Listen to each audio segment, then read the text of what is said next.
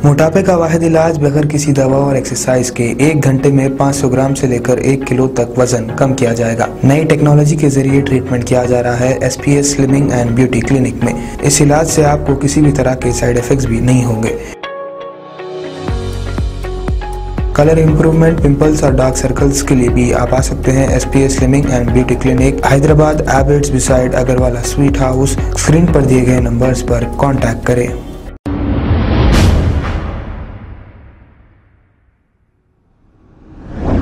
अस्सलाम वालेकुम नाजरीन, मैं हूं मोहम्मद अब्दुल हकीम। 7H न्यूज़ में आपका इस्तकबाल है। नाजरीन, कांग्रेस लीडर मतीन शरीफ ने यह कहा कि पिछले 60 साल कांग्रेस पार्टी थी, मुसलमानों का कितना फायदा हुआ 60 साल के दौरे हुकूमत में, आज हम बताएंगे। 2019 में कांग्रेस ना होने की वजह से ट्रिपल तलाक का बिल लाया गया और क्या क्या कहा मतीन शरीफ ने, आइए सुनते हैं इन्हीं की ज़बानी तमाम तफसीलात।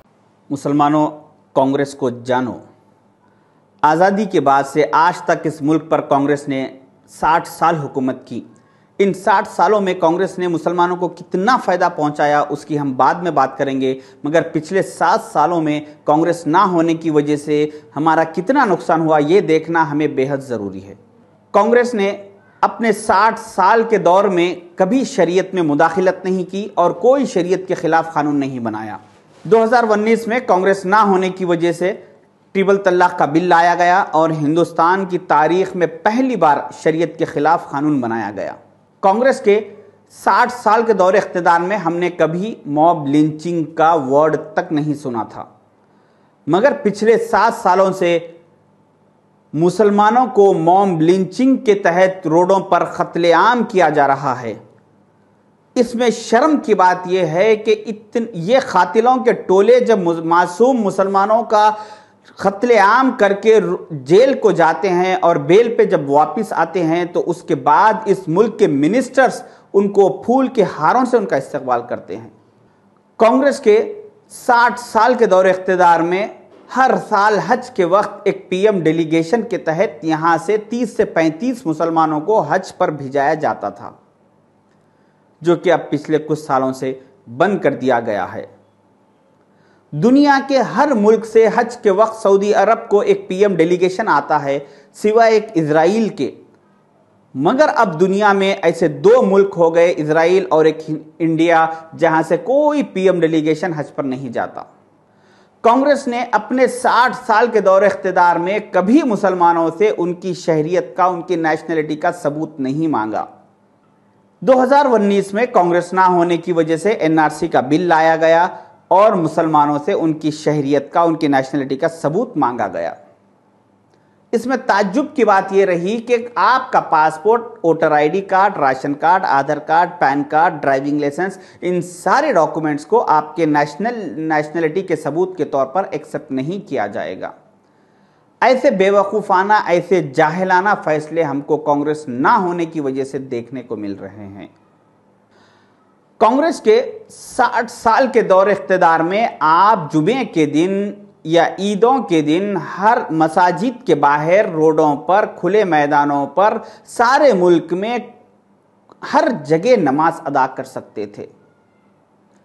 मगर पिछले कुछ 7 सालों से आहिस्ता आहिस्ता खुले मैदानों पर नमाज पढ़ने पर पाबंदी आयद कर दी जा रही है। जहां पर नमाज की जगह थी, जहां पर सरकार ने जो जगह अलॉट की थी, वहां पर आज गोवर्धन पूजा की जा रही है। पहले ये गुरुग्राम में 100 से ज्यादा जगहों पर खुले में नमाज होती थी, फिर विरोध के बाद सरकार ने 37 जगहों को अलॉट किया कि इन 37 जगहों पर नमाज हो सकती है, लेकिन लगातार विरोध होता रहा और आज 8 जगहों को और उसमें से कम कर दिया गया। हरियाणा के गुरुग्राम में हुकूमत ने पहले तो सारे शहर में खुले मुकाम पर नमाज पढ़ने पर पाबंदी आयद कर दी। उसके बाद उसमें से सिर्फ 105 खुले मुकामात पर नमाज पढ़ने की इजाज़त दी। फिर कुछ दिनों बाद कुछ बहाने बनाते हुए 68 प्लेसेस पर पाबंदी आयद कर दी और सिर्फ 37 प्लेसेस पर नमाज पढ़ने की इजाज़त को बाकी रखा। फिर कुछ महीनों बाद कुछ बहाने बनाते हुए उन 37 प्लेसेस में से 8 और प्लेसेस पर पाबंदी आयद कर दी और सिर्फ 29 प्लेसेस पर نماز کی اجازت کو باقی رکھا۔ شاید کہ کچھ دن بعد ان 29 پلیسز پر بھی پابندی عائد کر دی جائے گی، اور یہ نماز پڑھنے پر کھلے مقامات پر پابندی کا سلسلہ کہاں تک جائے گا وہ معلوم نہیں۔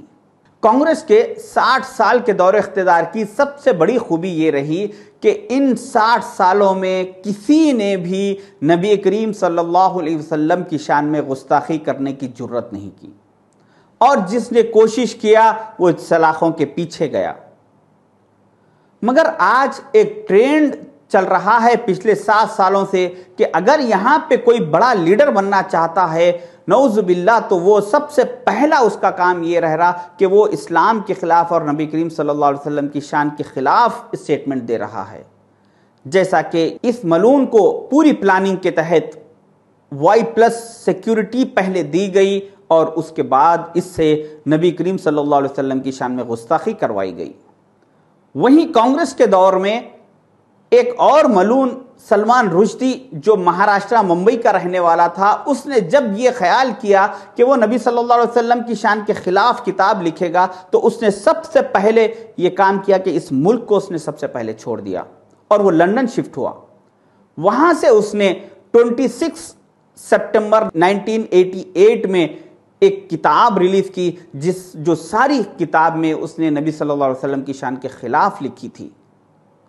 اس وقت کے پرائم منسٹر راجیو گاندھی جی نے 9 دن بعد یعنی 5 اکتوبر 1988 کو اس کتاب پر پابندی عائد کی، اور کہا کہ ہمارے اس ملک میں پروفٹ محمد کے خلاف لکھے جانے والی کتاب کو ہم برداشت نہیں کریں گے۔ یہ راجیو گاندھی جی کا اسٹیٹمنٹ ساری دنیا کے اخبارات میں شائع ہوا، اور اس کے 1.5 مہینے بعد 24 نومبر 1988 کو ملیشیا، انڈونیشیا، پاکستان، بنگلہ دیش، سعودی عرب، قطر، ان سارے اسلامک ممالک نے اس کتاب پر پابندی عائد کی۔ اس کتاب پر دنیا میں سب سے پہلے پابندی عائد کرنے کا شرف پرائم منسٹر راجیو گاندھی جی کو، ہندوستان کو اور کانگریس پارٹی کو حاصل ہے۔